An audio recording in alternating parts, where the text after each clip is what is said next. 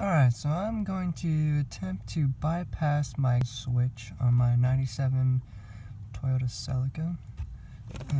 Right there is the switch, and I'm going to disconnect it right there.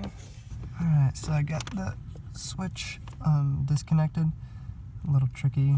Press the button down there and just pull it out. Not too difficult. And this is the female end, so I'm gonna I got some copper wire that I'm gonna stick in both ends to bypass. Alright, here's my copper wire. It's maybe 4 inches long. Both the ends are stripped down, just the wire. Alright, so here it is with the wire in. The wire will go on the 2 squares next to the button that you pushed in to separate the two. Alright, let's see if we can start it without pushing the clutch in.